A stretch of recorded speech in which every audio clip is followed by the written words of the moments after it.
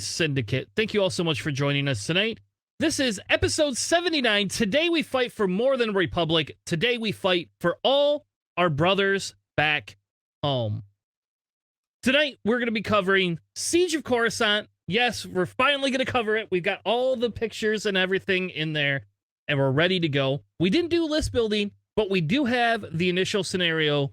If we get time, we'll do some list building. Otherwise, next week, JJ and I will come back with full lists on how to play Siege of Coruscant. With that being said, we're also going to be talking about the Nickel City League, where we stand, where everybody else stands. And we're going to go through the Windy City Trials, Pax Unplugged, and the Poland Open.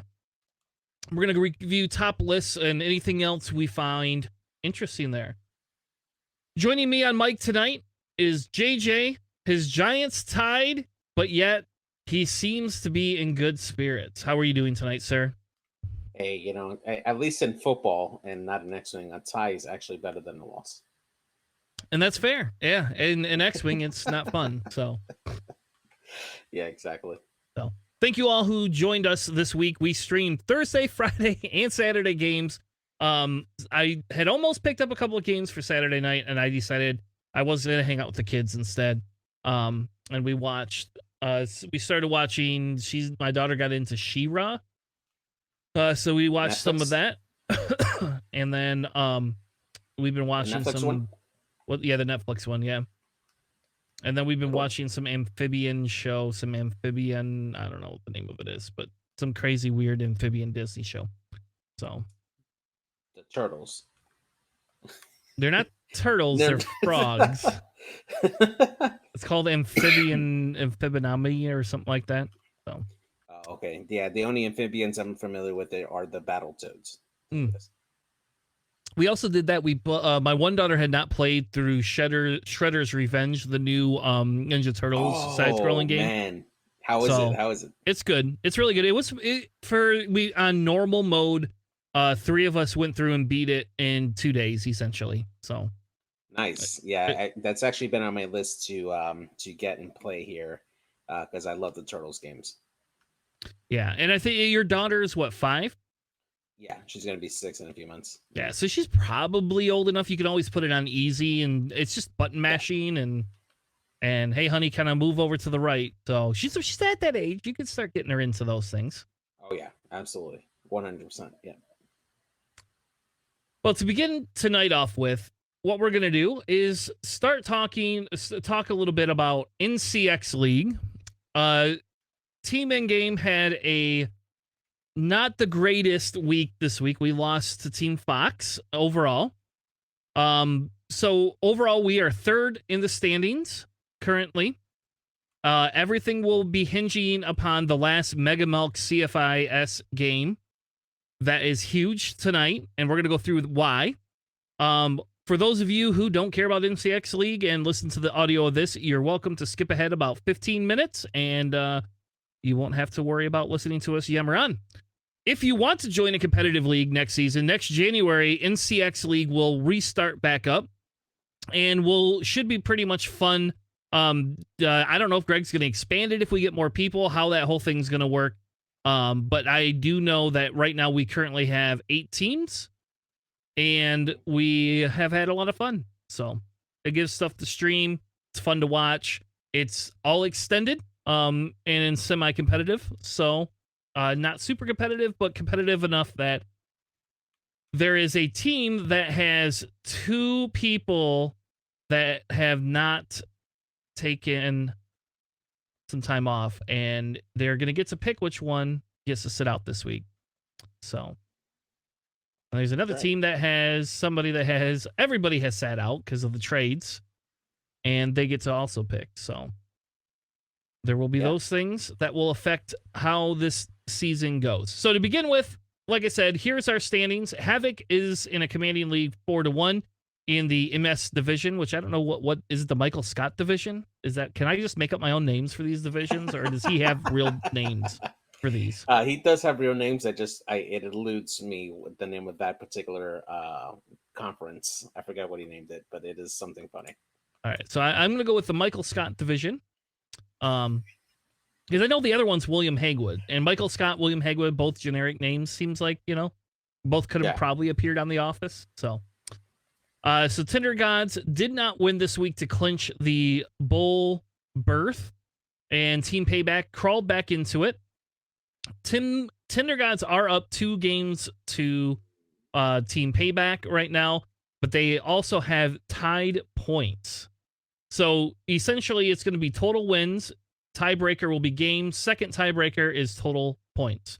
Team Endgame, depending on what happens, if Mega Milk wins tonight, Team Endgame and Team Fox will supersede Team Mega Milk and Team Fox will supersede Team Endgame in the series, because we will all be at 3-2, and we have the lowest amount of points scored. So there's that. Yeah, that's true. That definitely hurts us when it comes to like doing these tiebreakers and stuff. But you know what? I'm confident that we'll make it through. Yes. So now we're going to look at our division first. So if Mega Milk wins, this is kind of what it looks like. Essentially, they will be at 3-2 with us at 3-2. I guess we aren't number 3. Okay, I'm sorry. I thought we were below Fox, but nope. We technically are not. We will be at 14 games, 1 game shy of Mega Milk, which means next week when we play Mega Milk, it's for the gold, baby. 100%. If CFIS wins, then we are tied with Team Fox, and essentially will be in the lead of the division. So here's some scenarios. If Mega Milk, so next week is the last week in the series, so we're looking at playoff berths. If Mega Milk beats us, right, then they will be the reigning champions of the division at 4-2. And if, let's say, they get 3 wins versus the full 5, let's just pretend they get only 3 wins, then they will be in the lead 17-16, will be 3-3. And then if CFIS beats Team Fox, we will be granted playoff berths. So if Mega Milk wins today, which I'm going to selfishly say I hope they do not, if Team Mega Milk does not win today, and I really hope they do not, then we will be poised as long as CFIS wins over Fox. Now, if Mega Milk loses to us, we automatically essentially become the top seed in the faction. But now you have a contention between Mega Milk and Team Fox. Essentially, and that's, again, if, maybe I just bring up the spreadsheet. But if Team Fox does not win again and CFIS wins, that means Fox will not be able to go on. And it will not, and if for some reason they get as many games, and let's say we go 5-0, right?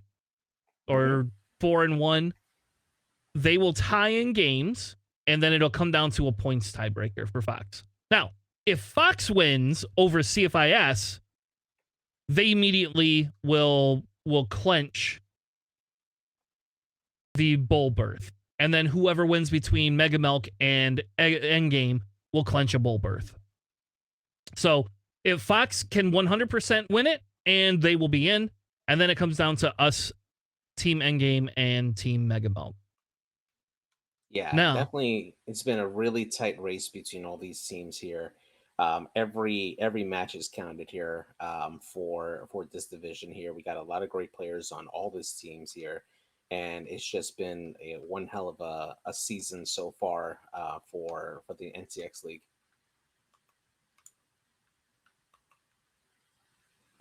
All right.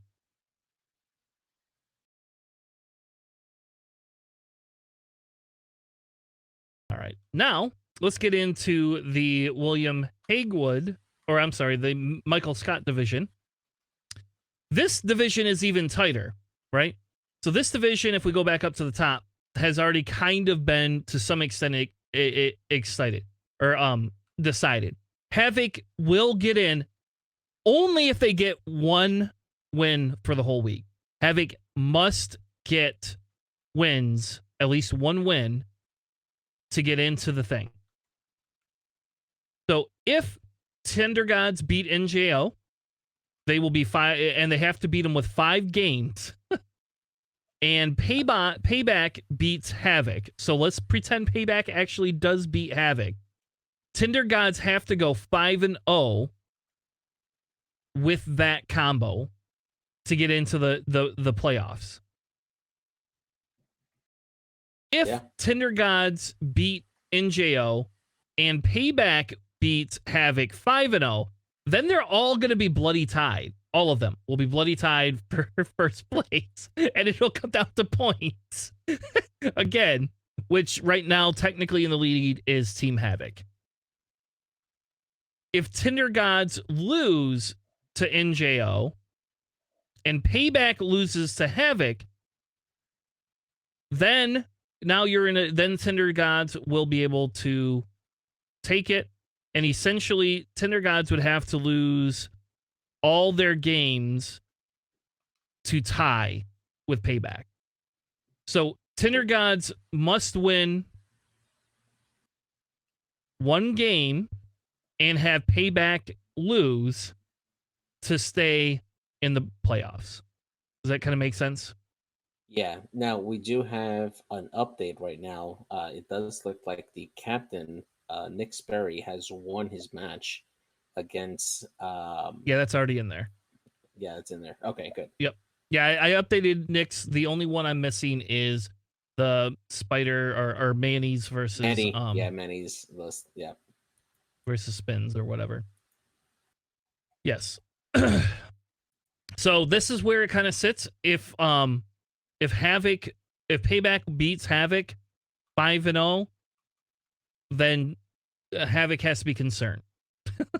So if Havoc does not beat or wins just one game, they're immediately in into the series.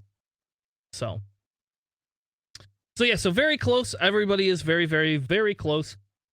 Again, I think a lot of this comes down to where everybody sits, right? Yeah. If Tender Gods do not win that 5-0 and only go 3-2, and Payback is able to pull out 5-0, they will take it. So Tender Gods are I'm guessing Tender Gods will be in the playoffs, is my guess.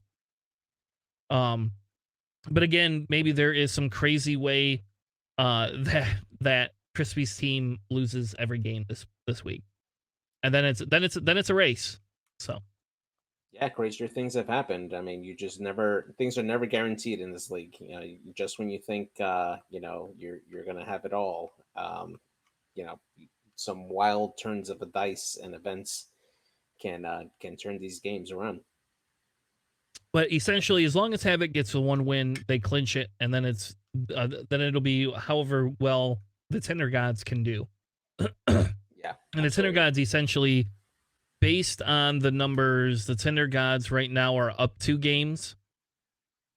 So even if the Tender Gods lose, if the Tender Gods lose, as long as Payback doesn't win by more than 3, they're still in it. So okay. Anyway, so there it is. If you haven't joined the league or don't know about the Nickel City League, JJ will post a link in the chat, and you can kind of go from there. You join Greg's Discord, and like I said, it's been a lot of fun to kind of go through and watch some of these games develop. Yeah, absolutely. It's been one heck of a ride so far. This season has increased so much more than the previous season, season 1. Just having 48 players across 6 teams. We've had brand new teams come in to this league, which makes it much more fun and competitive. And it's been really fun overall for me as being the captain for Team Endgame. Just watching all these matches and getting all these games in. I mean, when we look at the games that we streamed on Wednesday and Friday and Saturday. They were just some great matchups that we got to see. Some of these games going to the very, very last shots to go decide them, and it's just been great for X-Wing. Yeah, it's been a fun time. So thank you to Greg for putting that together. Now let's transition a little bit into some other tournaments that are not league-based. Essentially, we had a very special Windy City. I think this is the third Windy City tournament that they've had that I know of over in Chicago. Yeah. Nick Sperry and his 312 Squadron ran the tournament. They had a very unique situation. They had two players that were in the top cut that both dropped in top cut. So I threw their lists in there anyway, because I figured it was fair to kind of go through and look at some of their lists. So JJ, here's the deal. What we're going to do is you're not going to focus on lists that are repetitive. We'll just kind of cruise through them. So like, for example, there is a Vader Defender list that we don't really care about as much. We've kind of seen over and over again. But the winner of the event goes to Tyler, and Tyler has a pretty unique list that has almost all Siege of Coruscant in it for the Republic. So why don't you go ahead and take Tyler's list there, JJ? Yeah, so Tyler's running this Siege of Coruscant list here for the Republic. First, we start off with Kickback in the B-19 Torrent with Diamond Borer missiles and munitions failsafe. This is the standardized version of Kickback. We also have the standardized version of Contrail and the V-Wing with the Ion Limiter Override, Precise Astromech, Ion Bombs, and the Besh Tile. And then we have Click, also in the V-Wing, the standardized version with R3 Astromech, Precision Ion Engines, and the Ask Tile. And then we have Wolf in the ARC 170 with Wolfpack, Veteran Tail Gunner, and Q7 Astromech. And then we have the Jag in the centralized loadout in the ARC 170 with Veteran Tail Gunner, R4P Astromech, Synchronized Console. And then we have Stub in the Clone Z95 with Shield Upgrade to round off this list. It is something, this list is actually something I've been experimenting with for the Nickel City League. I gotta say, this list is really good. It covers a lot of ground for objectives. It is very good at holding objectives, and it is very, very tanky. If you're not familiar with the standardized loadouts for these ships, the Born for this chassis ability for all these clones are able to share their tokens between each other, and it is very, very strong. It is very good. Yeah, and I think we're going to see more of this, to be honest with you. We are running for this is almost an identical list. Actually, maybe this is identical to the one we're running for our tournament next week. Actually, I think it is. He did put Kickback. Oh, no, he has Kick. Yeah, he did put Kickback back in there. Yeah, this identical list to what we've been running. Wow. So. Yeah, I mean, it's strong. It's a very strong list. So the next list, and this was a drop player that would have been in the top 4, is John Smith. He has a Captain Fair-Off, 3 ties, 1 being Iden and Vader Defender. No big deal there. Somebody called Soontier 1, which I think is absolutely hilarious because I swear it memes on Charles. Charles is like meme. This is like the guy's name is Soontier Fell, and Charles hates Soontier, and he's running a scum list. And this one essentially is Boba, the fearless Boba, but with seismics and Ahsoka, instead of any other type of bombs to go with fearless. Then they have Koshka Frost, and again, this does not have the Shafe Cloud anymore. It is now Notorious, FTC, 000, and VTG, and then a Naked Kanan, which I'm guessing has Maul. That's my assumption is Maul. It's blank in the document, so I'm guessing it's Maul. I don't know what else he would run on it. If he actually did run it without any crew or any upgrades, that's a hell of a flex to, to go into a tournament with no upgrades on him. Yeah, I'm guessing he has Maul, but yeah. Then our runner-up is the one and only Will Scott from the Nickel City League. Will is running a A Republic list. That's right. They had a Republic off. Yeah, that's right. And he has the SOC Wolf, the SOC Jag, and look what we have here. Good old Sicko with Barrage Rockets, Fives, and Sync Council. And Anakin in the Delta B7 with R2D2, Shattering Shot, Elusive, and Sync Council. So this is a crazy Anakin. I've not seen a Sync Council Elusive Anakin, but I guess it makes sense, right? You know, usually I see the Patience on there. So yeah, I'm just excited by this one.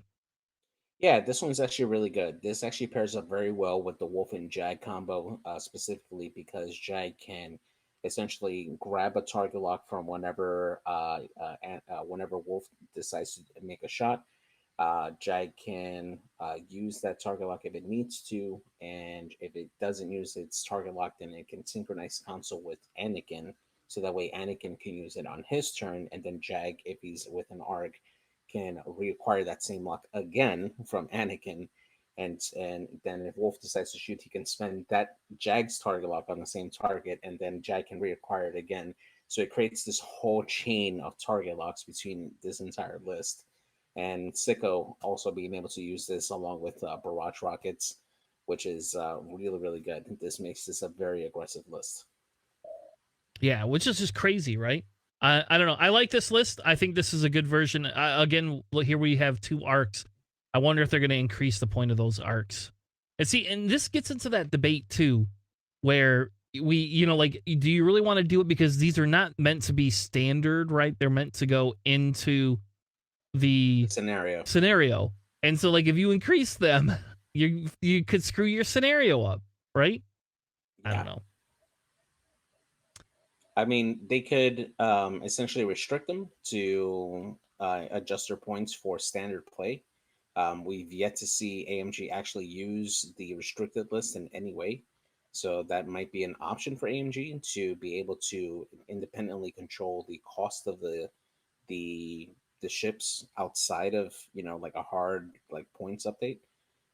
Who knows? I mean, that could be something that could happen. Yeah.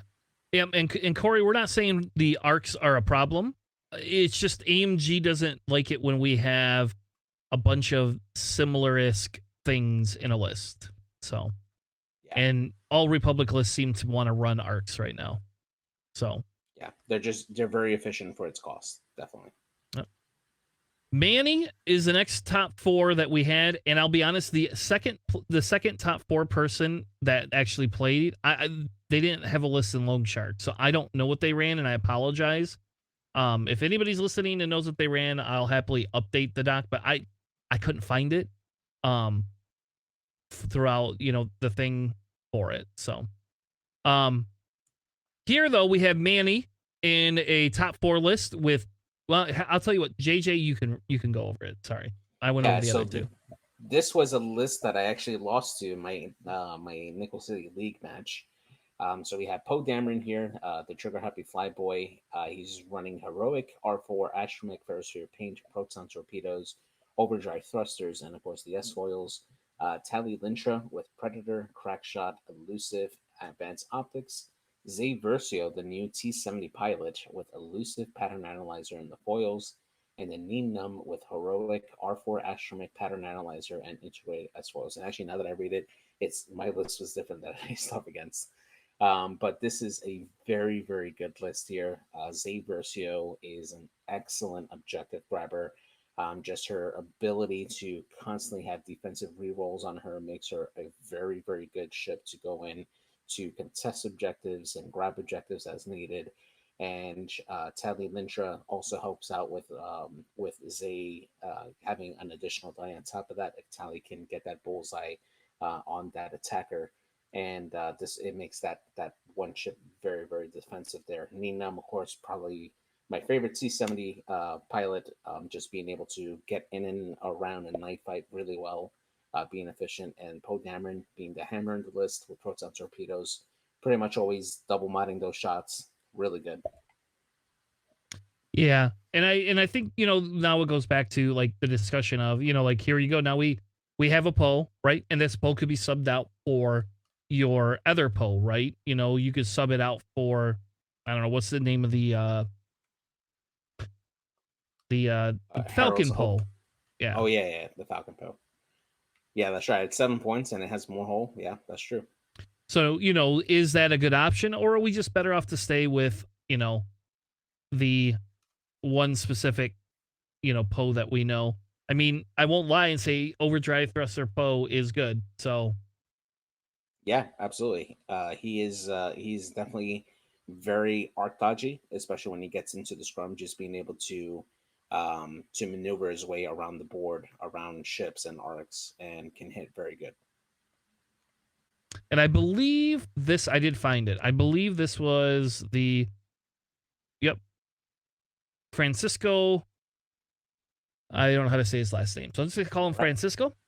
And this was the other top 4 list that we had that came out. He had Obi Ada with Shattering Shot, Marksmanship, Auto Blasters, R7A7. So this must have been an extended tournament, and I didn't realize that. Then he has the Contrail with Crackshot, R3, Delayed Fuses, and Seismics. Anakin in the N1 with Elusive, FCS, R3, and Proton Torpedoes. Mace with Sense Mace, and CLT. I guess in extended, we should be running Sense Mace. And then Clicked with good. Crackshot, R4, P44, the best title, and Seismic Charges.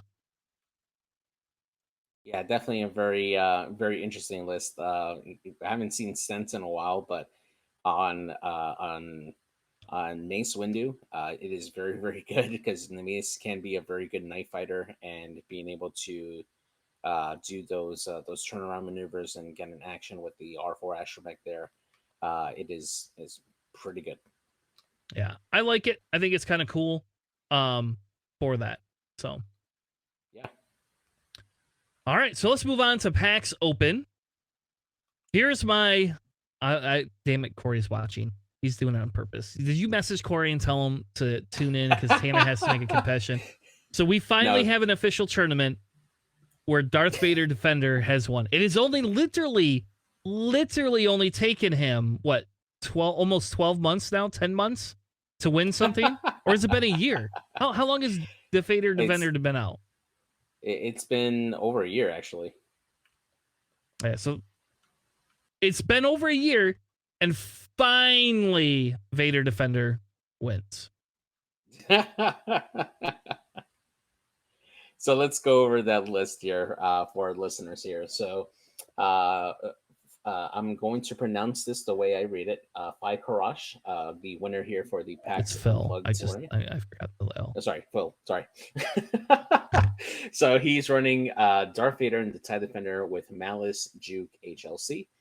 Vizier in the TIE Reaper with Emperor Palpatine. Iden Versio with Elusive and Ion Cannon, and 2 Black Squadron Aces and their TIE Fighters. So this archetype is something that I've seen fairly regularly here from the Empire. This is a very, very good list. It has a lot of options for grabbing objectives. Vizier being able to have that passive force in Emperor Palpatine, and also coordinating to those other ships to have their tokens whenever they need to. And Darth Vader, of course, is Darth Vader, being able to be that hammer that comes in and does that spike damage with HLC, or a range 1 primary with Juke and Malice. This is a very, very good list overall, and it has a lot of weapons. Yeah, so that's kind of the base list that we've seen before. I will say I don't think that TIE Defender Vader won by very much, but he did win. So it took him a year and a half. I don't know what to say, you know. He obviously is not that good because it took him a year and a half. Yeah, I think that the Vader Defender is a very good pilot. Just that loadout alone is just very, very good at putting in a lot of damage. If this was an extended tournament, I'd imagine that we would see this with auto blasters, and it would just be just gross. But yet we didn't see it in Nick's tournament with auto blasters. I mean, the Republic, it's very alluring right now with all those arcs. FinPod is 100% not wholesome, and we all know that. You're never gonna win that argument, Corey. And so we'll just put it this way: Phil won by 4 points, and that's it. So it wasn't like it was a blowout either. Which is fair. That's always good to see, a game end like that, and not like a very big blowout. I always like to see more closer games. So, all right, runner up was Phil Schmidt with Ray, Poe, Wabi, and BB-8. So replacing your ZZ with 2 ships seems pretty good to me. Ray has Heroic, Finn Gunner, which should just be banned, Rose Tico, Novice Technician, Engine Upgrade, and Ray's Millennial Falcon. Then we have Poe with Heroic, R4, Perisphere Paint, Overdrive, Proton Torpedoes, Black 1 title, kind of the standard Poe.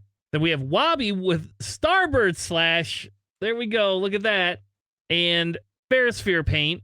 And then BB-8 with Chewbacca. So yeah, it's nice to see that that new, or not really new, but the points adjusted Robbie Trice making an appearance now in the top list here, pretty much right away. I mean, these points just came out, and it's just nice to see something other than Y-Wings and Finn Pod being that 3-point filler in a resistance list. Yeah, death to Finn Pod. All right, now we're on to top 4. And in the top 4, we have one pilot we've never seen before. JJ, what did Jeremy Chamberlain bring with him today? So Jeremy here is running... Oh, crap. I just moved my screen. Sorry. So there you go. So Jeremy is running an Empire list. He has Darth Vader in the TIE X1. This is the Battle of Yavin version, the standardized version of Darth Vader that has marksmanship, hate, and afterburners. We have Flight Leader Ubel, which is the new TIE Brute pilot that we have from the Hotshots and Aces Pack 2, running Ruthless Sync Laser Cannons and Hyper Saxon for this one. And that's actually a really spicy loadout. I actually load that. I like that a lot. I'll come back to that. Also filling out this list is 3 TIE Fighters. 2 of them are from the Battle of Yavin pack. We have Backstabber and Mauler Mythil. Backstabber with Crackshot, Discipline, and Afterburners, Mauler Mythil with Predator and Afterburners, and finally a Black Squadron Ace to fill out this list here. Flight Leader Ubel with Ruthless is really good because, especially if you have Black Squadron in that firing arc, if you can trigger Ubel's ability to get that second shot, you can Ruthless that Black Squadron Ace for those extra hits. To go in for that particular shot, and then Tiber Saxon being able to add the strain in too as well is just, it's really good. It's a great combo. Yeah, I like it. It's nice to see some new ships on the table. Though we're gonna see another top 4 contender, Sam Page, also has Boy Vader, and I'm a little skeptical Boy Vader might be too cheap. Just a little bit for 6 points there. But we have the standard loadout Boy Vader with Backstabber and Mauler Mythil again. And again, all 3 of those like sync up, right? They all get extra dice. I don't know. It's just so good. So this version of this list is actually what I'm running currently for Empire. I kind of disagree with you with the Battle of the Yavin Vader, because at 6 points, yes, he is definitely cheap. He's the affordable Vader out of between the X1 and the Defender. This is the definitely the most cheapest Vader that we've seen. He does have an extra shield for his chassis, so he's running 3 shields instead of the standard 2, which we do see on the standard X1 Vader. His ability is from the TIE Defender 1 that allows him to change a die result to a hit by spending a force. but he's still very limited, right? Vader is not able to get the extra action efficiency that he would get either from the X1 with his force spending or the free evade that he gets from the TIE Defender. So he does need that help from a ship, most likely far off in this list, being able to get coordinated extra focus or target lock if Vader's in range. So that way Vader has those double mods. This Vader can die fairly easy because he's relying on his force. And if you're being very aggressive with Vader and taking shots in return, he can die fairly fast. Sure, but he can spend his force on defense. So, I mean, right, but it's either or, right? You're either spending your force because if you don't coordinate Vader, you're absolutely taking that target lock, right? Because you're not going to roll in Vader and just shoot 2 dice all the time. You need that target lock for you to get that third die for Vader to be a fairly consistent attacker. And if he doesn't have that extra token to back him up, he can spend that force very, very fast, and he can die very quickly. So I'm going to pose something here. Would you take Vader over Soontir Fel? It depends on the list. Okay, the answer is yes. I will have to consider. The answer is always yes. You would never take Soontir Fel. No, I disagree with you. All right. The reason why I would take Soontir Fel is that Vader cannot double repo like Soontir can. We're gonna put a challenge out here to you. Okay. I'm gonna put a challenge. Endgame next season for Nickel City League. You're running Empire, and you're not gonna run Boy Vader at all, or any Vader in the list. You're gonna run Soontir Fel.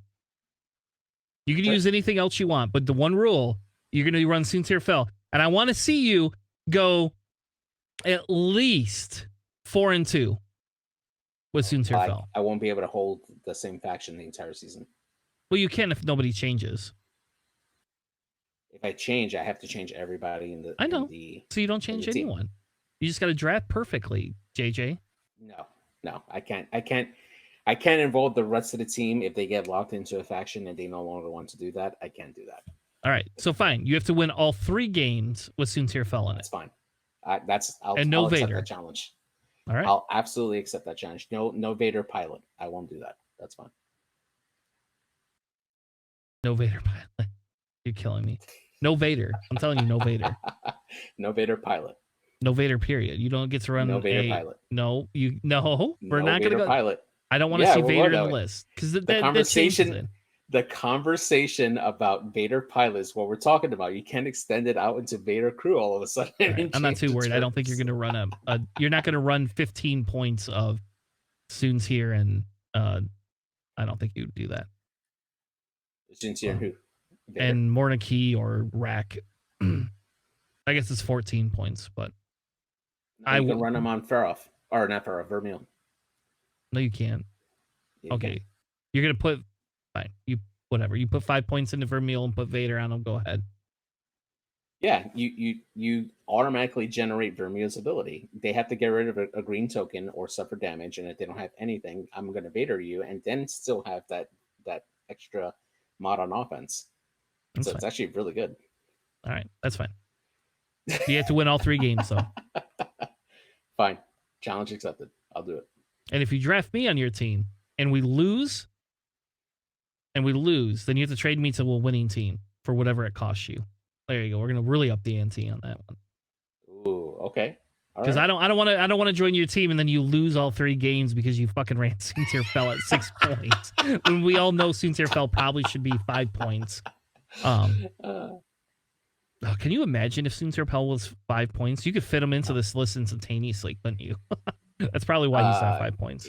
Yeah, him with 7 sister. Oh gosh, that's actually kind of gross. I like it. All right, let's move on because we spent enough time talking about Vader. Let's do it. All right. Must be these Pennsylvanians love their Vader. East Coast there. All right, top 8, Chris Allen. Oh my God. Chris Allen has another Vader defender. Is Chris Allen part of the crates? Is he a crate? Yes, he is the leader of the crates. Yes. Oh, okay. Well, then there you go. So that's why he's running is this an identical list? Yes, it is. Okay. It's just in a different order. All right, so we're not going to go through that. He has electronic baffle. All right, so this guy forgot electronic baffle in Jeremy's list. Anyway, so Chris Allen is running a mirror copy. Again, top 8, we see Fight Leader Ubel making an appearance. That seems pretty good, especially for an 8 health, no shield, 1 agility ship. That's worth 5 points. I think that's worth merit. And next week we have that conversation, right? Maybe we should look into building with Flight Leader Ubel. I don't know. Yeah, I think so. I think that'll be good. All right. The next one is Paul Braggins with a resistance list. JJ, you want to take that? Yeah, so Paul here is running, to start off the list, a Garrick Jaeger in the Fireball with marksmanship, heroic Mag Pulse warheads, munitions fail-safe targeting computer, and the Cast Fireball title.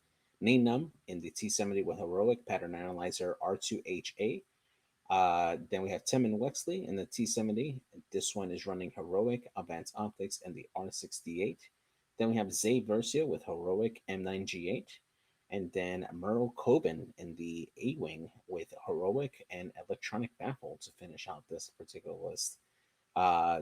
Really good. You get 3 T70s and then really good objective grabbers between Jarek and Merle. This is a very, very good list. I like this a lot. Yeah. And I think, again, your Jaeger is substituting outright for Finn, which, again, I actually don't disagree with. I kind of feel that, like, that's pretty good because you're getting an I-5 and he's got the Mag Pulse warheads. And I think that's like the tactic here, right? You get the Mag Pulse warheads. It gives you the ability to strip the crates at an I-5 or give depletes to whoever the hell you don't want to shoot. I don't know. It seems pretty good to me. How about this? For somebody that hates FinPod, I like this list a lot better. And it's funny because it's got Nub in it. And if Corey, I don't know if Corey's still watching or not, but Corey will tell you LO is better. So I think it's pick your flavor, whichever one you like better. I don't hate LO as much as I hate Nub. How about that? There you go. I do hate me some Nub. You think that it's more fair? I do think LO is a lot more fair, yeah. Though it is weird to be able to, because you can Talon, and then you don't take the stress, right? And you can Talon again, so you can kind of just like go back and forth if you have the space for it. So it's really good, and just having that flexibility for maneuvering is just so good. Yeah, some of me, I've kind of come onto the Corey bus to think to say I think it's kind of better than Neonub because the conditions are easier for a player to maintain than Neonub is. Neonub is a lot harder, I think, to get off, and the reason I hated Neonub so much was just because of the because you screwed me over a couple times with it. It was one time. It was like twice. It was twice. I was touched incorrectly. Zay. On the other hand, now we have Zay, and the Zay with heroic is absolutely probably the right choice. But they're running the M9G8 droid on Zay. Do you think that's the right call out of all the different droids? It's definitely an aggressive one. If I'm not mistaken, that's the target lock for rerolls. Just make sure here.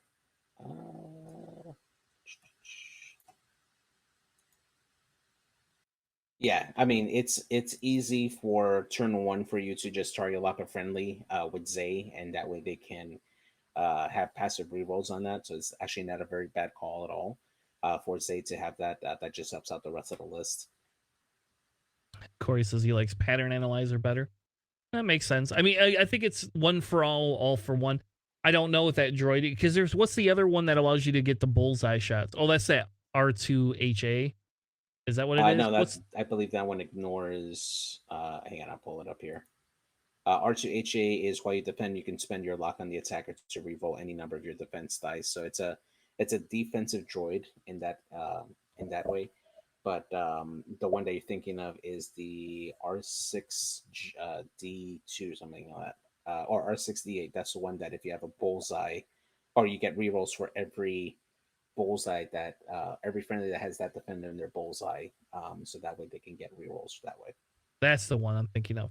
Yeah. So somebody thinks that one is better, but I guess I can understand why. You just target lock. In this case, you would probably just target lock Merle, right? Because Merle's always going to be in the mix up front, and then Merle can reroll Merle's dice. Yeah, exactly. And Merle does Merle things, and I think people sleep on. I think with Merle being 4 points, nobody wanted to run it, but Merle being the that cheaper point value, I really think that I1 is could be very handy in this type of list. So yeah, I agree. Definitely. How about this? It's scary. There's a fireball, there's an A-wing, and there's 3 X-wings. That seems pretty scary to me. That's a pretty high health list there. Yeah, that's a pretty good chunk of resistance beef. Yeah, thank God they banned Hull Upgrade from standard. Thank God. This is why. This is why it's banned. Yes. You used to be able to put shield upgrade and hull upgrade on some of these like on Temin. You can just run them with because it's that was what 4 points at the time and 6 points, so that's 10 points. You can just put both. They have 9 health in X-wing. They're as beefy, almost as beefy as stupid whatchamacallit, fire sprays. Yeah, exactly. Yeah. Anyway, all right, let's move on. Brett Freeman has a new ship in his Republic list. So Republic not sold out and not ready or not done. We still got them. We got we have Anakin in the Delta 7B with outmaneuver and R7A7, which I think is a very spicy move with Anakin. Because I don't know that dial is as bad as Grievous's dial, but he's worth 2 more points than Grievous is. Then we have Obi-Wan in the 7 with shield upgrade, Predator, CLT, kind of standard. But then we have Adi Gallia with Patience, Predator, Chopper, and CLT, which I like. And then we have the click from the SOC. Yeah, very spicy list. I do agree that the dial on Anakin 7B is rough, and that's definitely a very aggressive call for R7A7 to be on the Delta 7. However, Anakin probably has more time on target than Grievous because he can easily shed the stress using his ability. And you can knife fight. If you can knife fight very well, you can outmaneuver your opponent very well, which means you're getting 4 dice shots into your opponent. And they're rolling 1 less. So that makes Anakin a very, very brutal force there, especially with Obi-Wan supporting him with focus tokens. So that definitely makes Anakin very scary. Adi Gallia with Chopper, I agree. Definitely a very, very good loadout for this one. She wants to be a knife fighter because you can deny those range 1 bonuses from the attacker if she's getting shot at, and then you can jam somebody with Chopper. It's actually really good. I like this version. Yeah, I do too. I think it's very good. I think this would be something to put on the table and just play with, right? Yeah. We had that question: is Adia going to be worth the 5 points when you could take Obi-Wan? And here we do. We have it confirmed. I'm a little weirded out they took Click versus Contrail. But I guess I understand with Click's ability. It allows you to be very, very defensive. You just put it on Anakin, deny the range 1 bonus anytime Anakin does get close. Yeah, I mean, you can target lock Anakin and Obi from the beginning, and just have that the same ability as Adi for the rest of the list here. So it's actually a very good call. I like it a lot. All right, so now we have a separatist list from Paul Heaver. JJ, what crazy separatist list am I looking at? This just doesn't. I don't even understand this list. So Mr. Paul Heaver, 3-time world champion, running General Grievous, big surprise, with outmaneuver, Impervium plating, and so this 1 title. Dirge, the new road-class starfighter pilot with proton cannons, contraband cybernetics, and engine upgrade with the Xanadu Blood title. DIS T81, the Siege of Coruscant version with outmaneuver, afterburners, and the contingency protocol. And then Count Dooku making an appearance, also the Siege of Coruscant version, with Malice, Rolling Anger, and Scimitar title to complete this list. I am really interested in this list here. I've actually been playing around with the Siege of Coruscant Dooku for a little while. I do like his ability. He is a higher initiative, and he actually can put out quite a bit of damage with his ability there. And for those not familiar with the standardized DIS-T81, he reads, while you defend or perform an attack, you may re-roll any number of dice. Then if you're defending, you get a strain token for each die that was re-rolled. And if you're attacking, you get a deplete token for each one that's re-rolled. So you can essentially re-roll one dice pretty much every turn. And as long as you're doing a blue maneuver, you suffer no consequences for it. It's an initiative 4 Tri-Fighter pilot, and it's good. I mean, you place that as a flanker. It's really good. I guess. I don't know. I don't understand how this one works. Like, I get the Dooku thing, and you're probably using Dooku as a loss leader, and I actually don't disagree. I do think Dooku with practice is probably pretty good for his point cost. Yeah. Like, I have been running him with Watt and some droids. And I feel it's weird not having the fire sprays, but I kind of wonder if you put Dooku, Grievous, and then Tri-Fighters together, like if that would be good. But I don't know. The Tri-Fighters are so bloody expensive. Yeah, they are. But this here with Dirge, so Dirge must surprise people. I didn't like Dirge when I played them, but that's just me. That's a me thing, I think. Yeah. And this version of Dirge is the one that can discard direct hits and pilot crits, right?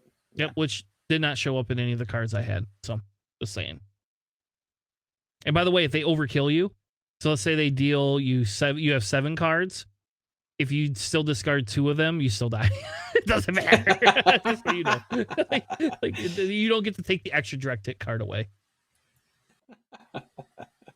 That's yeah, good. I don't know. I this is a weird list. I guess I would have to see this in action, and I wonder if they streamed PAX at all. I would like to see this in action. I believe there was a stream for PAX. I'll have to look it up though. But if you have not had the pleasure of seeing Paul Heber play, I mean, there's a reason why he was a 3-time world champ. Paul Heber. I got to see him play in Cray Cup, and the man is just he thinks like 3 moves ahead. He is very, very good. All right. Let's move on to the Poland Warsaw Open.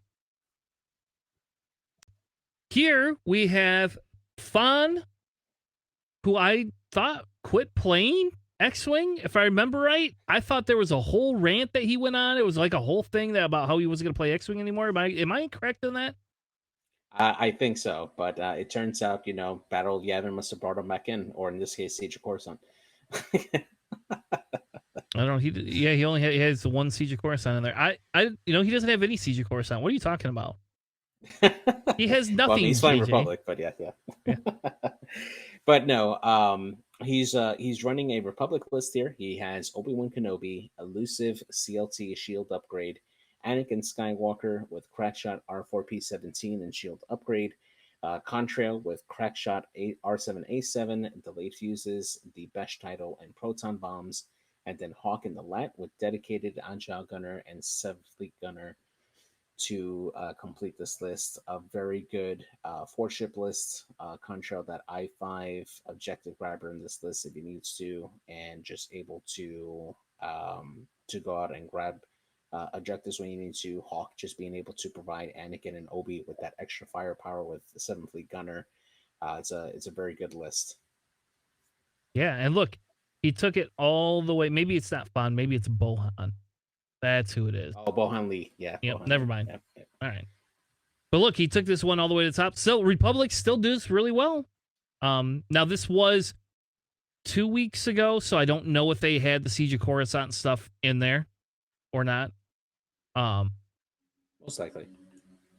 Well, that was a week before it got released, so. Well, there are some places that got it early in Europe, so maybe. So we'll see. All right. The runner-up was a rack with Vader, Death Troopers, Agile Gunner, Seismic Charges, Dauntless, Fair Off with 7th Sister, Vizier with Palpatine, and count down your favorite striker with a shield upgrade. No bombs, though. No bombs. He doesn't need bombs. just throw 3 red dice and say, hey, I'm going to mod at least one of them.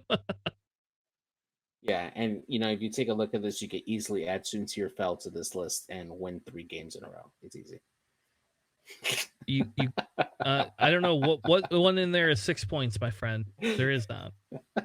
You're gonna have to redo that whole list there. I know exactly. I like this list. So this is a different take. We get to see Rack back, and you don't normally see Rack. And there's no Sloan, so yeah, and it's actually a deceptively fast list, right? Because you have 2 Reapers in Ferof and Vizier that can go out fast if they need to, or slow if you need to. So it's just very hard to kind of judge where they want to go. Rack, of course, being the tank in this list, and Countdown, another very agile, very fast ship that can grab objectives. And if you don't focus fire down on Countdown, it's going to be a bad day. Yeah. Yeah, you need to get Countdown off the board, but then we have Rack on the other side. So yeah. I would like to see somebody I would like to see this in action. So yeah, absolutely. All right.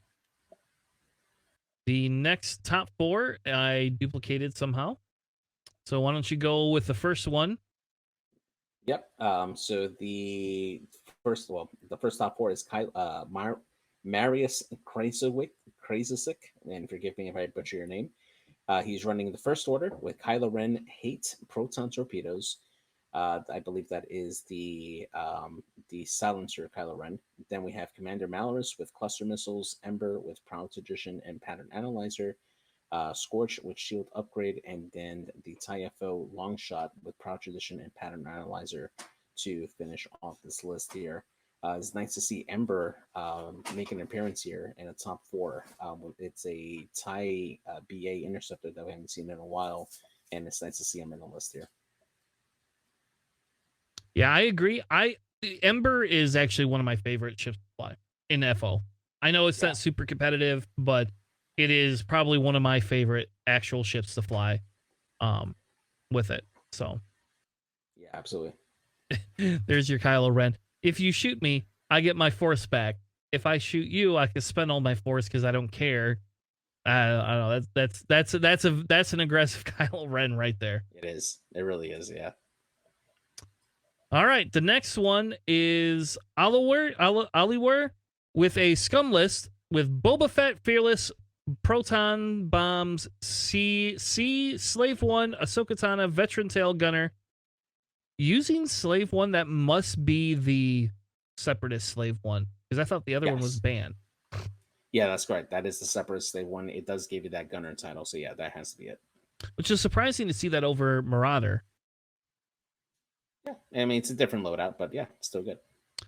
Next, you have Kanan Jarrus with Maul, of course, and Rook Crass with Notorious, Mando, the Child, Dropseat Bay, because you need Dropseat Bay to add the second one into there, Contraband Cybernetics, and Swivel Lane. A little bit different of a Rook thing, but I mean, that's kind of cool. It goes back to the original Rook that we were running with the 2-point Notorious on it, because it's like, you shoot me, I'm going to Notorious you, and oh, by the way, I get my re-rolls out of it and don't have to take strain anymore, so it seems pretty good to me. And this is very similar to Cam Murray's version, right? The one that he won the GSP event with. Yeah. Yeah, I like it. I think it's kind of cool. I really like Rook Cast, and it's nice to see a Gauntlet do well. I just wish Scum was a little bit more versatile. That's all. Yeah, they definitely need a little more diversity. So yeah. Next, we have Lucas with a 6 TIE Fighter list in FO. What has it got, JJ? So we have Muse with automated targeting priority and shield upgrade, long shot with juke and an electronic baffle, static with elusive and juke, Scorch with elusive and juke, Midnight with fanatical, elusive, Mac Pulse warheads and shield upgrade, and then Commander Malorus with biohex crypt codes, tech officer, General Hux, and shield upgrade to round off that list here. So this is definitely a very aggressive list here. So essentially, how you run this list here is Commander Malorus can essentially use General Hux to coordinate 3 ships, most likely long shot, static, and scorch, with an evade token, and also have them get a focus on their turn, so that way they all have a focus and evade, and then on their shots they're able to trigger that juke. Long shot being able to roll 3 dice at range 3 is really good, especially with juke, and you're able to put in a pretty good amount of damage into these ships there. So it's a very interesting way to run this. This is the first time I've seen an archetype like this for the First Order. Yeah, you don't usually see something like that. It's a little bit different, right? You know, and they pretty much have full mods too, because Malorus's ability allows them to reroll blanks on offense. So yeah, it's a very aggressive, but it can be a very effective swarm type. Yeah, and it's interesting not to see the to see static and scorch in there, but not see that other ship. I'm trying to remember the new DT. Yeah, the new DT in there. I think that would be a good addition to sub out, not for Midnight, obviously, but one of these other ones. Next top 8 we have is Alfred. This is kind of we've seen this. This is Contrail, Anakin, and Obi-Wan. Obi-Wan standard build. Anakin has crack shot, R4 P17, shield upgrade. Contrail has crack shot, delayed fuses, Besh proton bombs, Hawk with dedicated 7th Fleet gunner, and agile gunner. So very similar to the list that we've seen in the past. Next top 8 is Cornell. And here we have a Sunfac appearance with a targeting computer, elusive, ensnare, and predator, because Sunfac has like 3 talent slots. Like, yep. This is crazy. Sunfac must be a very talented pilot. Jango Fett. So this is like a dual I6 list. Mm-hmm. Then we have Jango with trick shot, Savage, proton bombs, C, contraband, FTC, slave 1 title, and veteran tail gunner. Then 3 separatist drones with discords and independent calculates. Yeah, it's actually a really interesting list. You have the objective grabbers with those separatist drones, who also have those discord missiles to help kind of trap other ships that may come in. They pair very, very well with Ensnare with Sunfac, because you can essentially use Ensnare to tractor a small base ship onto a discord missile if you set it up correctly. And it's hard for your opponent to really guard against that, because you're either going to put yourself in a bad position for Jango Fett, or you're going to overfly Sunfac, and he's gonna tractor you, and you're going to get discorded. It's a very nasty list. I like it a lot, actually. It's nice. You know what would be tempting is to sub Jango out for Aurora with Notorious, right? Because then you got Notorious on Aurora. If you shoot at Aurora, what are you going to do? Are you going to shoot at me, or are you not going to shoot at me? I'm going to, shoot out front and back. And I get to move that tractor token when it's my turn. That's true. So that's true. That's actually really nice. That especially when we have some of these middle of the road agility ships, or maybe some A-wings that seem to be coming up. Seems pretty good. DJ, to answer your question, Anakin is in the 7B and Obi-Wan is just in the Delta 7. Neither one are Adas. Not a lot of people run Adas. I'll put it that way. You have to be really good to run an Ada. Neither JJ or I are obviously that good. I have. You have, but how many games have you won with it? 0 currently. Thank you. Let's just be honest here, Not saying it's not viable, just that we're probably not the people that should run it. Yeah, we're just out of practice. We're fine. All right. Michael Nugent is the next one. What? Why are you laughing at me? I said Scott. Michael Scott. Michael Scott, yes. Michael Scott is next. JJ, what is he running? So he's running an Empire list here. He has Vader with marksmanship, hate, and afterburners. This is the Siege of Coruscant version, it looks like. Myrick Steel with marksmanship, ruthless fire control system, proton rockets, and munitions failsafe. Iden Versio with elusive and ion cannon. Moff Gideon in the TIE fighter with notorious and cloaking device, which is really nice. That's a nice upgrade there. And then Wampa with elusive and vengeful, which is the Battle of Yavin version of Wampa. Very aggressive list there. I do like Merrick Steel with proton rockets and marksmanship. This all actually lines up with Merrick Steel's ability when a crit is dealt. If you do get the full string of proton rockets or on that proton rocket shot, you're dealing out a potential 2 crits or more, depending on your roll on that proton rocket shot. And every crit that goes through into the hole, Merrick Steel is going to choose 1 out of the 3 crits that you're going to have to draw and assign it to you. So if you're unlucky, you're going to get 3 direct hits or hull breach with direct hits. I know that's crazy, right? Yeah. Merrick Steel is just really, really nice to try to get that particular combo off there. Moff Gideon with the notorious and cloaking device. Yeah, he can get into a position really easily, get that cloaking device, decloak, get into a position to try to outmaneuver you, and then just apply that strain. It's really good. Yeah, I like it a lot. I think Mr. Mark needs. I don't know. It really sucks because you have to choose between your target lock, right, and taking prockets allows you to take a focus when needed, and then spend it if you have the bullseye. Yeah, and if you get a bad roll, you can munitions fail safe and just save your procket. Yeah, so I like it. I think it's pretty good. Again, I would like to see more Mark A Steel. So that would be ideal for me, but that's, again, neither here nor there. Yeah, I think he's just very, very effective when he has a coordinator that can help him get that lock and the focus in a single turn. And one of the pilots that I've been testing out is the newer TIE fighter. Let me get her info here. She's an Initiative 3 pilot that that can still perform actions even while stressed. And after you perform a white action, then you can perform an additional white action for it. So it's a really good way to get that coordinate off. It is Magnetolvin.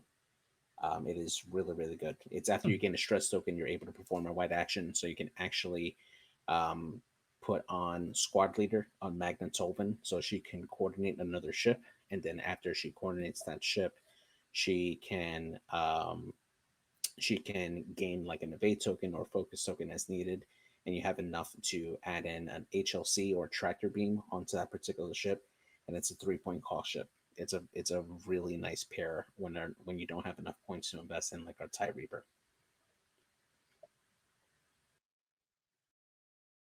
Yeah, I like it. I think it's really cool. I don't know. I think we could go back and forth, I think, on how to make it better. I do agree with you, though. Putting that Reaper in there gives them a little bit more ability. But now you're looking at 9 points for him. Is that worth it? You could just take Darth Vader and the Defender. So, yeah. All right. Well, that is the end of our list discussion for tonight. Next week we will be probably going through our Rust Cup stuff. I don't know. I will be honest. I will not guarantee that we'll have a Friday night stream, or Sunday night stream, because I will. Do you have any? And for our viewers, in the event that we don't have a stream, are you going to discuss at all what your Rust Cup list will be? We could do one of two things. We could either go through Siege of Coruscant if that's what you want, or we could go through Rust Cup lists. We could do either because they're public now, so just it doesn't yours matter. Though. Just mine? Yeah. Why do you want just mine? It's a team event. You know it's a team event, right? Yeah, I know. But what are you bringing in particular? I'm interested. All right. Well, let's go. We can go through that. Yeah. Do you want to still do Siege of Coruscant stuff too, or? Yeah, if we can. Yeah, that's why I'm just asking for your list. I'm interested to see what you're going to bring. Okay. Yep. Give me a second. I'll bring it up. Gotta switch screens again. Yeah, so essentially, what's that? Yeah, I was gonna say, while you bring it up, explain what the Rust Cup is. So the Rust Cup essentially is a team tournament where you can bring 5 to 7 people. And what happens is the thing that your team controls is pairings. And so you're going to be paired against other teams. I believe there's 6 teams. I think there's 6 teams. There's either 6 or 8 teams. I don't know which. But there's 6 to 8 teams. And what happens is you get a you're going to get paired up, and then whoever has the initiative gets to do the first pairing, and then the second pairing comes from the other team, then your pairing, then the third pairing, then the fourth pairing. The thing is you can you don't have to tell which list is not going to be used, right?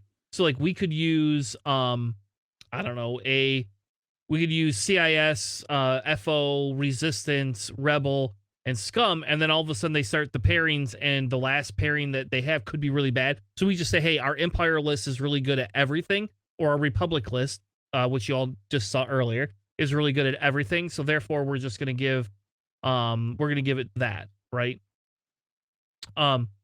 So we don't have to specifically be as choosy, right, as other like team tournaments are. Okay. And it allows us to be very versatile. The one thing we will not know is what scenario we're playing. Just so you know, there's no knowing the scenario. Oh, okay. So we could get paired. You pair into what person you want to play against, and then you go from there.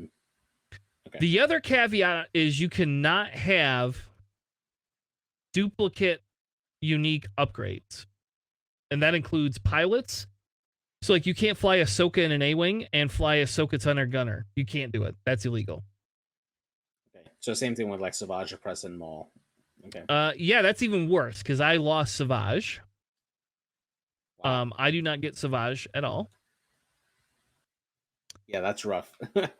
But all I really lose in the long run is the Notorious, and I put Pelp on him instead. Because to me the Pelp was the smarter maneuver, right? That's what it felt like. Okay. But so essentially we're gonna get paired into a list. And then that list will be against whatever we feel we have the best chance. I'm not going to tell anybody what we are doing. We have some internal discussions that we've been working through on that. Yeah. And so we're not going to reveal that. But we've kind of gone into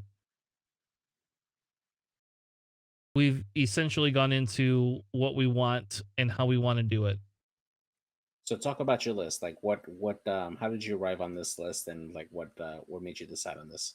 So I arrived on this list because it's George's list, and that's the list I've been flying forever. And there wasn't very many changes I needed to make to it. So Grievous is the standard Grievous loadout, because unless you're Greg and can block my Grievous, there's that. But other than that, Grievous is very definitive.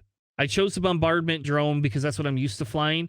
I won't lie and say that the I-1 might be better, but the proxy mind dissuasion is like my exchange for Discord missiles. Because normally I would run Discords, but I felt I wanted a little bit more offense because I think we're going up against a few more offensive lists. And if I get paired with Republic, right, that have the 2 agility or 1 agility, having that energy shells be able to hit with crits at the end, it felt a little bit better than people being able to get rid of my Discord missiles. I went away from the Discord missile specifically because I didn't feel 1 Discord missile was worth it, and I almost feel like the Iron Assembler with the energy shells and munitions failsafe is just more logical, especially because on the majority of lists I can keep him on the back or off to the side. He shoots the energy shell. If I get 1 hit, I could just cancel it. If I get a hit and a crit and an eyeball, then I'm all in on it. And if it's a twofer, it's all debating on how many dice they roll. If they're rolling 5 dice, I'm just canceling it, right? It's like, man, whatever. And he's an I-1. It forces you to try to take him off the board. You have to kill him in 1 turn. or he lives another regenerate. turn. Yeah. So I will tell you the Iron Assembler is not game breaking, and I have found that going from an I3 to an I1 really didn't make much of a difference.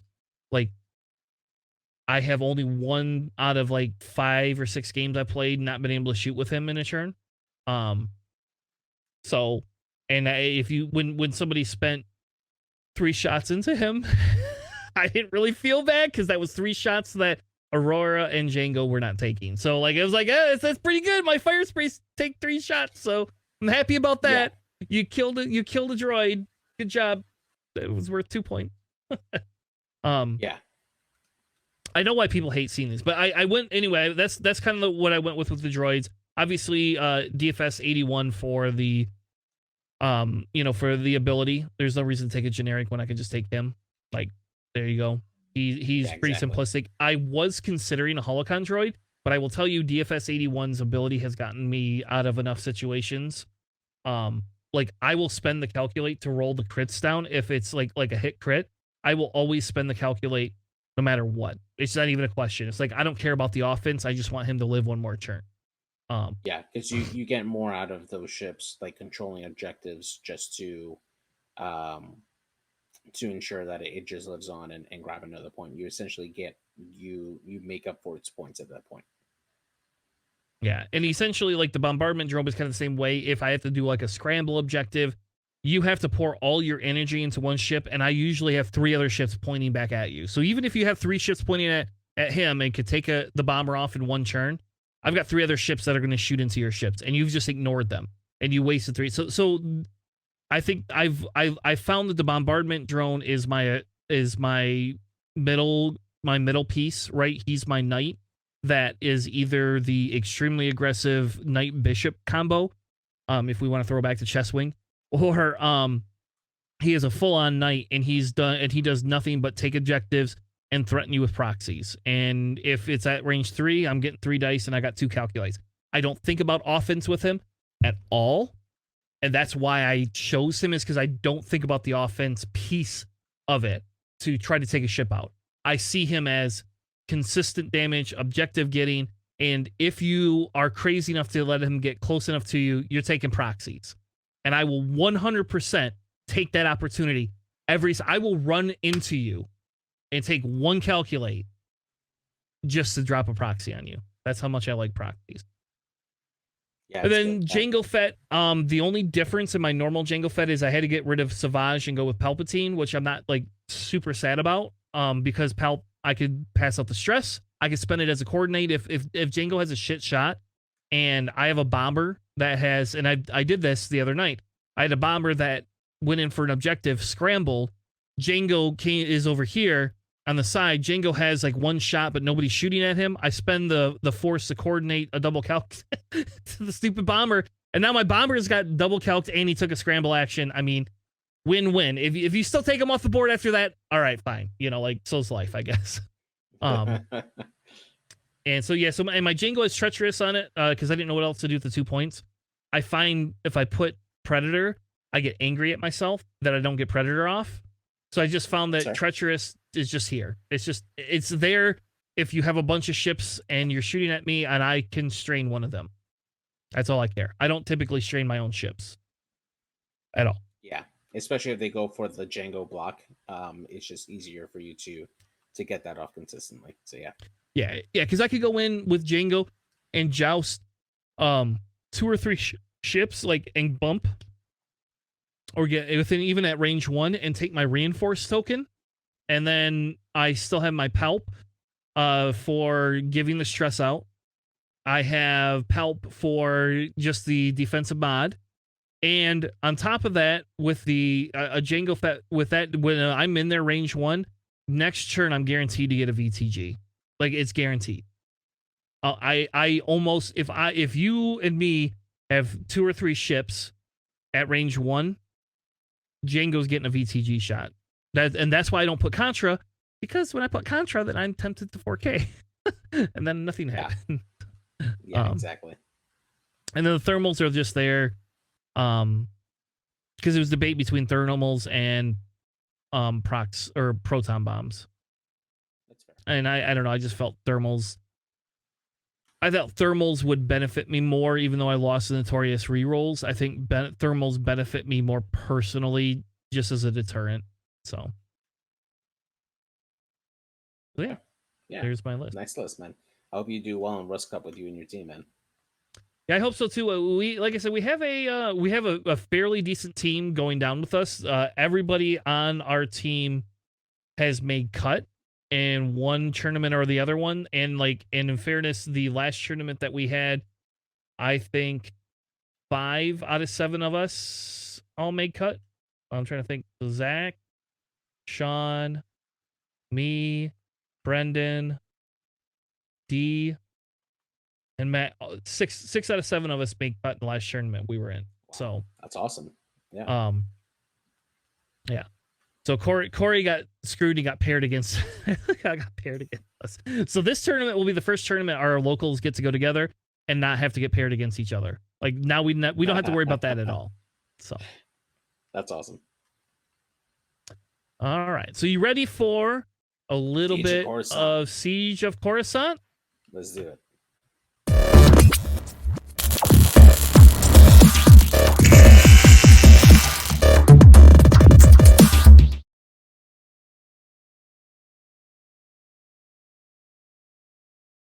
For Academy 101 segment tonight, we wanted to do a Siege of Coruscant discussion and kind of rules review and all of that fancy jazz. So that's kind of what I have up here. Siege of Coruscant, if you didn't know, is an expansion that the AMG team put together, and it's in a thematic expansions. We got Battle of Yavin, a couple of weeks before, and now we have the Siege of Coruscant, and this is kind of like going to be a theme. They're going to have a resistance one. We have no idea what they're going to do with Scum, though, and they have not announced the Scum one yet. I don't think they did. It's a Mandalore pack, actually. It's a Assault of Mandalore or something like that, I believe. But yeah, they did announce that. When did they announce it? How did I miss that? That was the mini extravaganza. That's when they also mentioned the Battle Exegol. That's going to be a scenario pack, as well as Siege of Coruscant. They did announce that. That should be probably for the next mini extravaganza next year. Awesome. Well, either which way, I have not played either of the scenarios because we've been prepping. And after this week, once we're done, if nobody in my locals want to do it, then I'm going to sit home and play X-Wing on tabletop. And we're going to play one of the things and we'll stream it. I don't care. Yeah.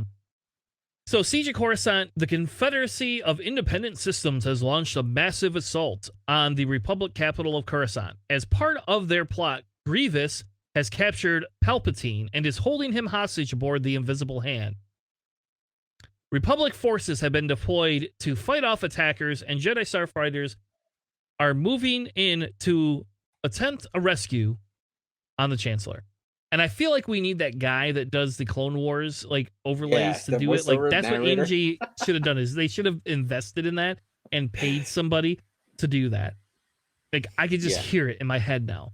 That's great. I love that guy. I also thought for a hot second, I thought you said the Cork Confederacy for a second. No, that would have been funny though. The Cork Confederacy. So essentially, it's going to be. This is we're assaulting the Invisible Hand is what the Republic is doing to try to get Palpatine back. So JJ, why don't you tell us a little bit about the squad building? Yeah, so this narrative scenario is designed and balanced around the standard loadout cards included in the battle pack. If both players agree, squads may include other ships and upgrades. The scenario squad building rules are as followed. The Separatist player builds a squad totaling up to 25 squad points. The Republic player builds a squad totaling up to 20 squad points. Additionally, they set aside 2 standard loadout ship cards with the Siege of Coruscant subtitle and the Grand Republic faction, along with miniatures for each. These ships are part of the squad but have no squad point cost and do not count towards the number of ships allowed in the squad. During setup, the 2 set-aside ships are placed in reserves. Each squad may contain between 3 and 8 ships. Yeah, so that seems pretty good, right? Like that seems like It's different. It's different than the other one. We were able to build more ships in the other one. This one, they only let Separatists build to 25, but the Republic can put extra ships that have standard loadout in there. So essentially, you can build your 20-point Republic list and then set aside Annie and Obi in the Adas, as long as they're the Siege of Coruscant standard legal ones. Or, I'm sorry, standardized loadout ones.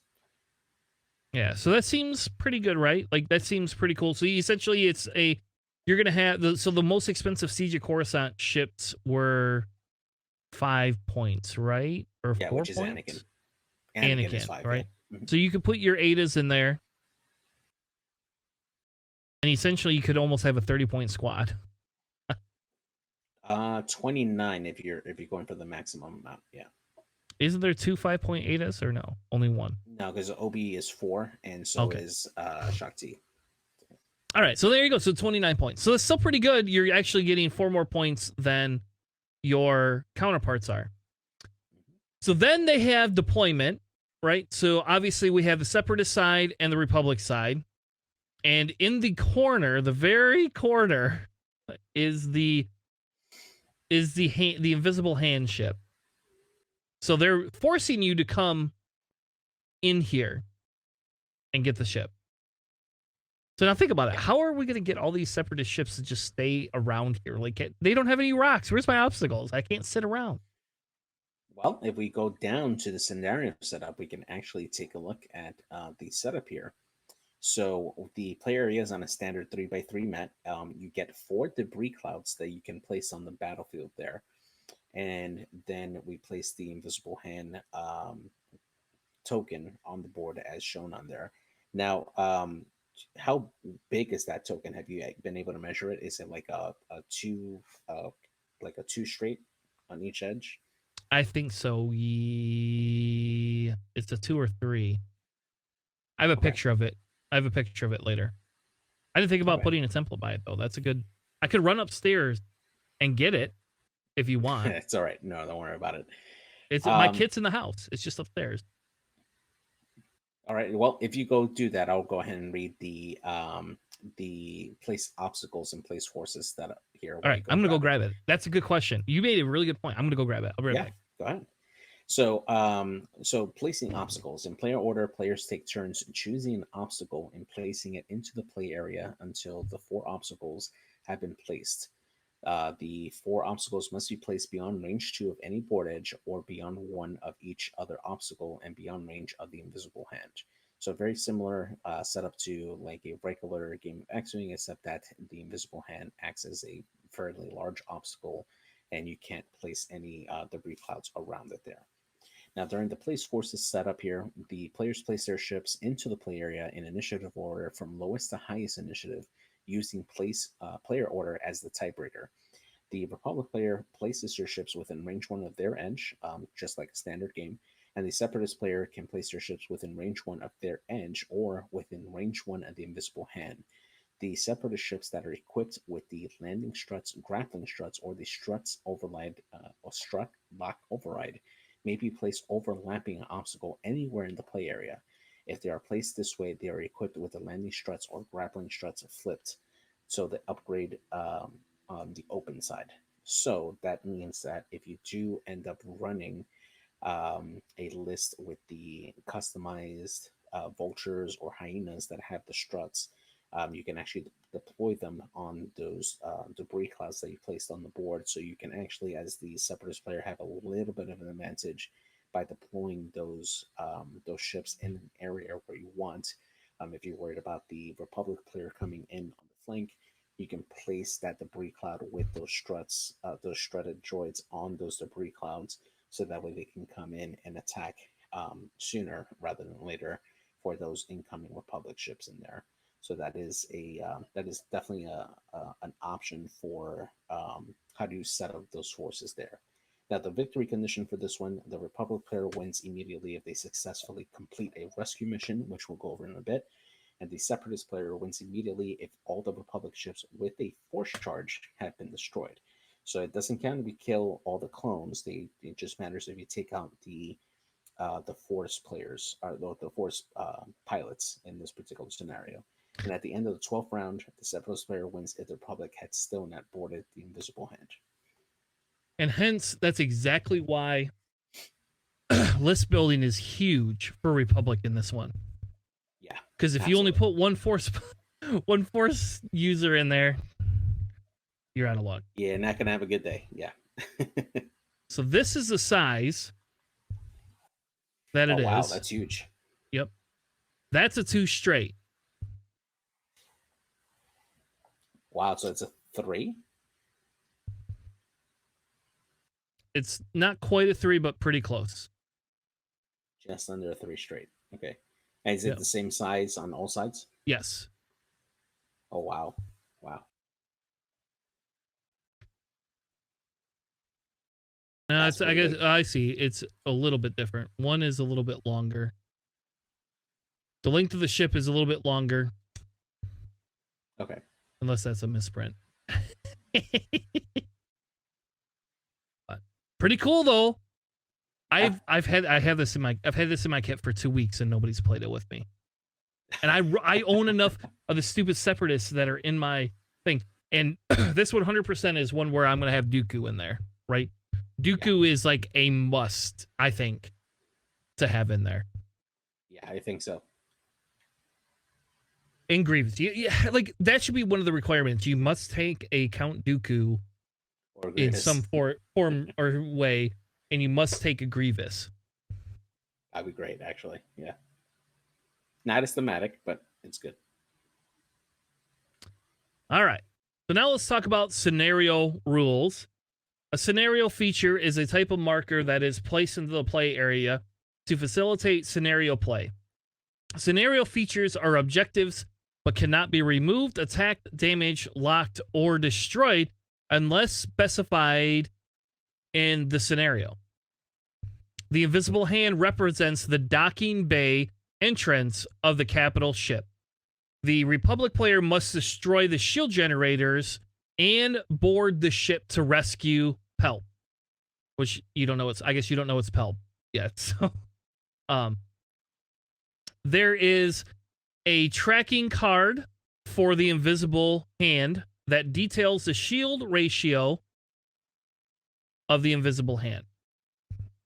Would you like to see that card before we go on with the rules? Yeah, let's do it. Let's identify what that has. Yeah. There's a fancy picture as well. I was very excited by that picture. I want that as my background now.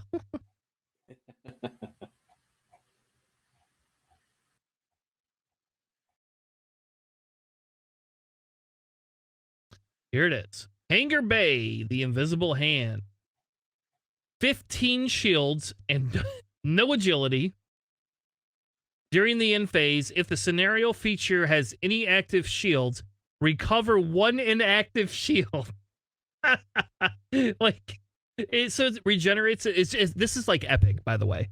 This is what happens in Epic, just so you know.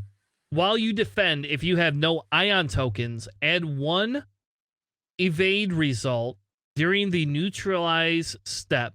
During the end phase, remove all ion tokens from this card. So the Republic is incentivized to ionize the poop out of the ship. And not only if you ionize that, like let's say an ion bomb, right? You ionize this thing, that's 3 ion tokens. Then you're going to give ion tokens to all the droids, so next turn they can't take calculates. Pretty freaking good to me. Yeah, I think ion bombs is definitely a very, very good upgrade for this this scenario. Yeah. And why do you think Click and all these other ones have that, the ion instead of the Besh, right? You know, it's to be able to say, I'm going to spend these and do all the damage. This has no agility, right? So you're going to roll 2 dice. You have the 2 dice. You'll be able to ionize the stupid thing with a crit, right? And then it gets 1 evade minimum. You're still taking an ion token. Then the next turn, it doesn't get any evade tokens. I don't know. I'm excited. Sorry, I'm very excited by this core feature.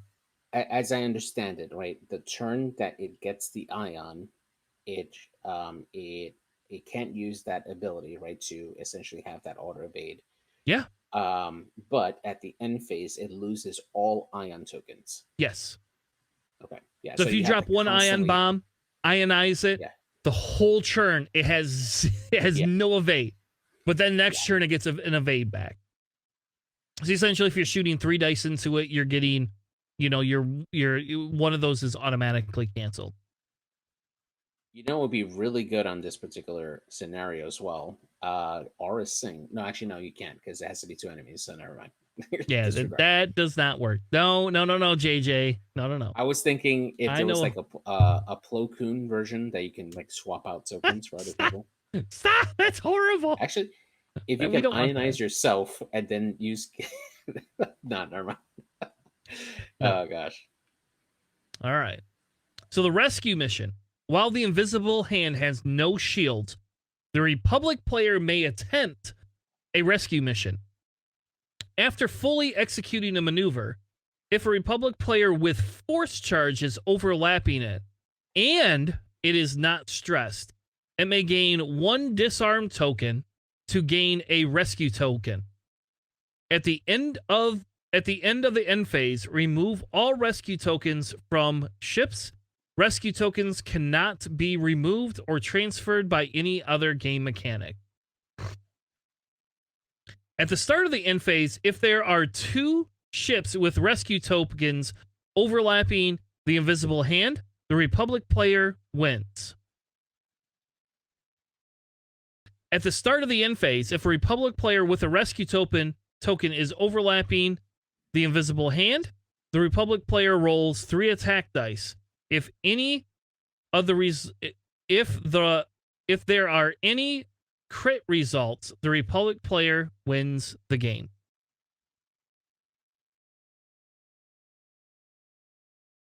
So you can win by having 2 ships with rescue tokens.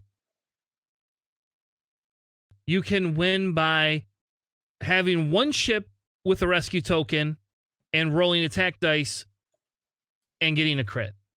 Now, it doesn't say whether you can. I'm assuming you cannot mod these. Yeah, no. That would be my assumption. Like a road roll, essentially.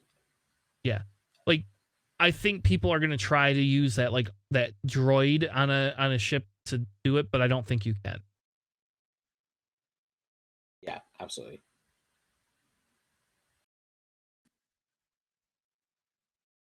Now, just thinking outside of like the Republic and Siege of Coruscant, if I was to use any particular pilot in mind for this scenario to work out really well, I'm thinking that I would have Han Solo in the YT-1300 with like Kanan Jarrus, so he can rescue Palp, and then re-roll the scenario objective with the rescue token using his ability. All right, I'm not letting you do that. That's no. All right, the next piece of this says, for the full might of the Confederacy, so this is kind of a contingency thing, right? Starting in the second round at the start of the planning phase, not our show, but the actual show here, the game. The Separatist player may choose 1 destroyed ship with the contingency protocol upgrade. So they got smart and specifically didn't say any ship. It's the one with a contingency protocol on it. So it's an SOC ship, which is okay because I get my 404 back, baby. Yeah, and we don't want a regenning Jango Fett or a Sing coming back after or Grievous turns or Grievous, right? If they do, shuffle all assigned damage cards from the chosen ship back into the damage deck. Recover all charges on non-limited upgrades and place it anywhere in the play area beyond range 3 of an enemy ship. Then the ship gains 1 stress token and the player sets the maneuver dial. So that seems pretty good, right? You get to bring a ship back in. It is stressed, so if you figure for a bomber, it's a 3 straight. If it's bomber is 3 straight. A droid is 4 straight. And I think a tri-fighter is 5 straight. Yes. and right. You know I'm going to be running Tri-Fighters. Yeah, absolutely. Because I never get to play them. And they have the Hard 3 as well, don't they? I think so, yeah. That's actually spicy. I like that. So now they say, this is where the fun begins. Starting in the third round, so now we got to remember all this crap. During any planning phase, the Republic player may bring in their ships from the reserve area within range 1 of the board edge. All ships that are in the reserve area must be placed during a single planning phase. Yeah. I think that this is probably just a way for the Republic to essentially clear the road for these Jedi to come in and try to get into the hangar bay. You can essentially set up the ADAs, if you're bringing ADAs, to do the system phase boost, and then do a 5 straight, and that should get you pretty close to the area where the ship is. Yep. Now they have a contingency that says if you are using an ADA or a Nimbus class V-wing, and it's placed by this rule, you may attach the hyperspace ring. We get to use the hyperspace ring, JJ. I'm so excited. That is so exciting. We actually get to use an epic tool in standard or whatever this scenario is, right? Yeah. And you can attach it to that ship miniature. If you do, the ship can be placed anywhere in the play area beyond range 1 of obstacles, range 3 of enemy ships, and range 3 of the invisible hand, and range 3 of the enemy edge. Yeah, and so for people who don't know what that ring is, it is the ring that comes with the ADA 2 when you purchase it. Normally it is epic only, but the actual the ring itself does have its own stats. Now it has 2 shields, 1 hull, and 1 evade.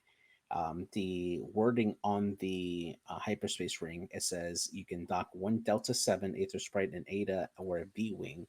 While the ship is docked with you, you gain that ship's initiative and are assigned that ship's style. While you execute a maneuver, reduce its speed to 1. Before you execute an advanced maneuver, execute a white stationary maneuver instead, and then you may rotate 90 degrees or 180 degrees. While no ship is docked with you, you are not assigned a maneuver dial and do not activate or engage.